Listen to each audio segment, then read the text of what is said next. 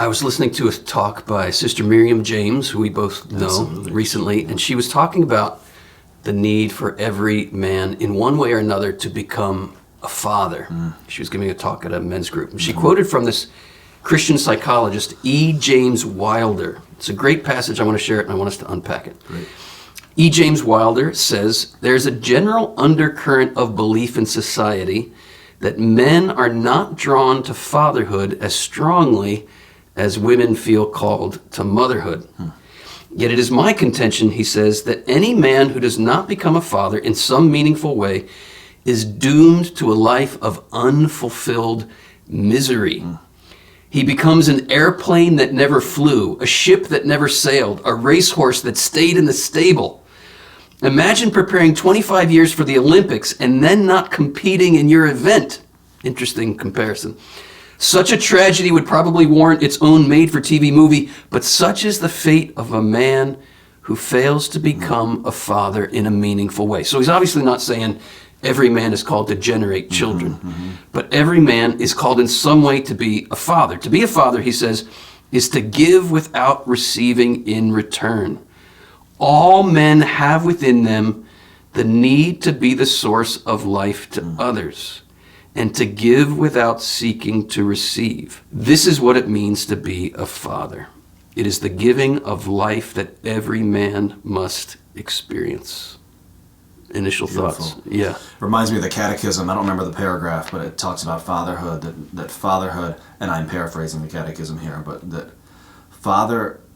fatherhood is the origin of life and love. So the Father, this is why we call God Father, why he revealed himself as Father, because he's the origin of life and love. And as a man, obviously every human participates in that, but uniquely as a man, there is something hardwired in us to want to generate that, to want to be that source. I'm a father of 5 children, so I experience, so are you. We experience that biologically and really in our family. But even before I was married, I relate very well with what is being said here, that there is a natural inclination to go out of myself and accomplish, but not just accomplish for my own sake. I guess we can get twisted in that way, where we just want to go do whatever and selfishly achieve something. But really, the most meaningful experiences are when you go and you go out of yourself with others, so that it raises other people up. That's really powerful. Yeah, I think of the people in my life who've fathered me. Certainly my earthly biological father is first and foremost who fathered me, but then other men come into your life who also father you. And I think of Monsignor Lorenzo Albacete, who fathered me. I think of Archbishop Chaput. You and I both lived out in Denver. That's where we met and were mentored in beautiful ways by Archbishop Chaput. I think of his right-hand man, Fran Mayer. When I was starting my writing career, he would edit my pieces, and he opened doors for me to write for some Catholic magazines back in the 90s, and he would edit my pieces, and some of that was hard to receive because he was scratching this out and rearranging my paragraphs, but I learned a lot from his mentorship. Men like that demonstrate that generating a child is not the only way to father. As you just shared, I'm the father of 5, as you are, and there are all the joys and challenges of that kind of fatherhood that anyone who raises children knows. But I love this expanded understanding of fatherhood, that all men are called to be father in some way, and if we don't fulfill that, if we don't experience that, we're going to be like a racehorse that stayed in the stable. We're going to be like an airplane that never flew, right? An airplane, you look at it, you say, it's designed to fly. And we should say, but we've lost this kind of in the modern world, we should look at a man and say, he's designed to be a father. Well, what the heck else is our body telling us as men? Right? And you know this line that I often bring up at our events that we do, where we get the word testicles, right? Did he just say testicles? Yes, I did. Testicles. Why? Even to say the word, why are we like... We get the word testicles shares the same root. We approach it from that angle. The word testicles shares the same root as words like testify, testimony, testament. Why did God give us testicles? to testify to his eternal fatherhood. Pope Benedict XVI has a really awesome reflection on how the abundance of pollen in the natural order is a reflection of the fatherhood of God. That's great. In the springtime at our house, our cars are just covered in pollen.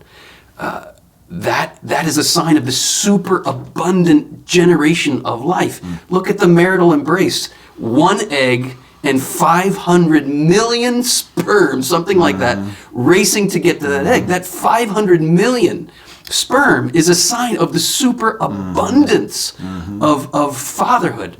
In one way or another, if a man is not learning to give life to others, it might be like Fran Mayer helping me to edit my articles when I was a young author. It may be any number of ways where you have a skill and you're passing it on to somebody who doesn't have that skill.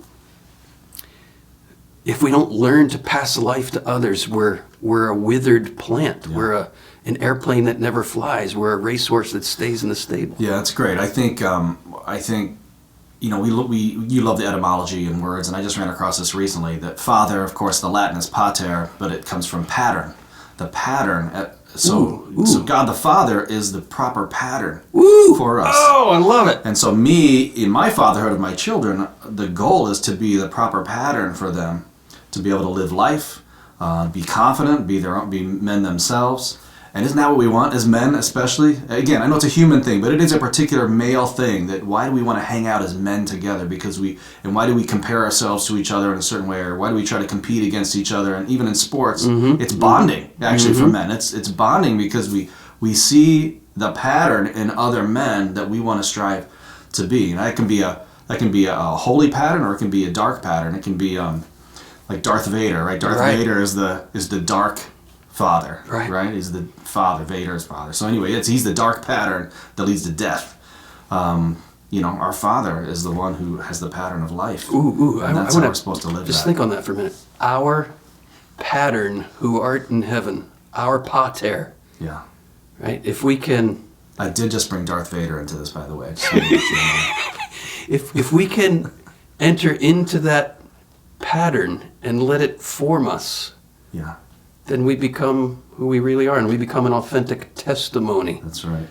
And we can also recognize in our lives where we have unfathered places that need that pattern. Here's a silly example just from today. I saw my little tire light came on that I needed to inflate my tires, and I pulled over the side, and I was like, oh shoot, I gotta go in this gas station and try to figure this out again. I have never had anyone show me how to really put pressure, the right amount of pressure into a tire and how it all works. And I got out, I hit the button on the pump, I didn't have one of those gauges, but it seemed to have a gauge on the pump itself, and I didn't know how it worked, I didn't know how to do it, and I wasted 10 minutes of my life not trying to figure it out, couldn't do it. I got in my car and I was like, and I felt unfathered. Unfathered, yeah.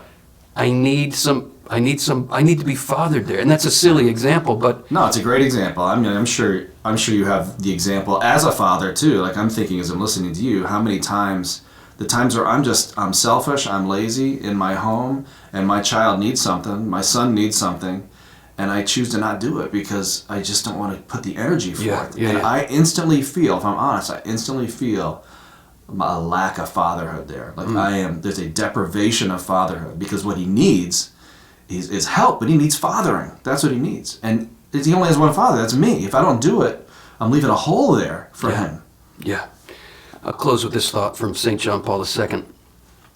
He says, he being a spiritual father to all the world's Catholics, he said, the more I'm called to be a father, the more I realize I'm called to be a son. We could put it this way, the more I'm called to be a father, the more I know I'm called to allow myself to be fathered, because we cannot give what we do not have. Our Father, who art in heaven, hallowed be thy name. Thy kingdom come, thy will be done, on earth as it is in heaven. Give us this day our daily bread, and forgive us our trespasses, as we forgive those who trespass against us. Lead us not into temptation, but deliver us from evil. Amen. Amen. Our Father, be the pattern that teaches us how to be fathers. Peace.